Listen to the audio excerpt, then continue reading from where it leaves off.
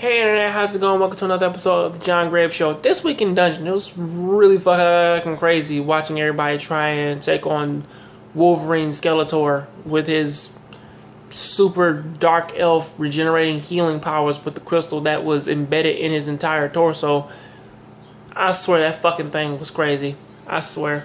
But either way, it did sort of provide its destructive power, and also the dungeon's alive. Apparently, I mean, like, that's just something that just sort of like just was brushed off by Hermes, as he just said that the dungeon doesn't like the gods because they keep it down there and it doesn't like them, so therefore it tries to kill everybody off there. And this entire episode is everybody just trying to hold their all and do major blows to this fucking whatever in the fuck that is, and they do a critical blow until it starts healing. But then the battle blows down to just a few characters, namely Andromeda, Ryu, Mikoto, Orca, and Kuroso, and also Bell, of course. It boils down to just about 6 people because once all the major players they get taken the fuck out, it's like it pretty much boils down to these characters to sort of fix things. And Uka, because his whole thing is that like he's just trying to protect Bell so that he doesn't get critically damaged. Bell finally figured out how to like utilize his kill skill and knows how to channel that throughout his entire body. And Mikoto knows how to do gravity magic apparently, and Ryu knows wind magic, and Andromeda has the boots from Garzy's wing. And I really recommend that nobody watches that fucking anime. Please don't, because you will get a goddamn aneurysm. Don't fucking watch it. But either way, she has the boots from there. She uses them a lot better than what they did in that fucking anime, because apparently she can kick fire upon people, which is badass as fuck. And also, even though like Andromeda and Ryu's wind magic, it doesn't necessarily like stop the golem.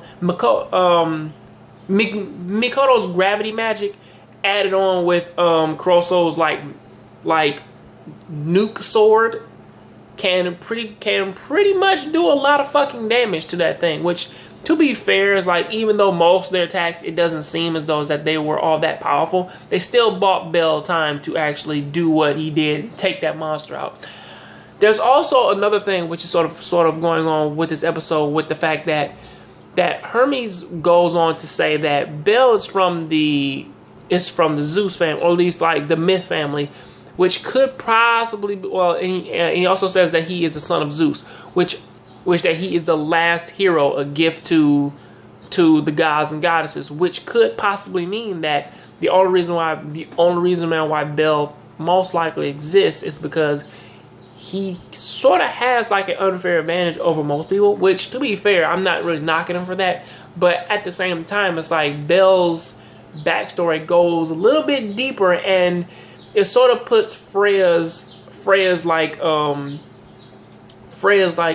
intentions a little bit into play as to whenever like, or at least that sort of explains why she is so interested in Bell, and why she goes on to say that like, well, now she's the only person to play with him, and like she is the only person to actually like do these specific things with him.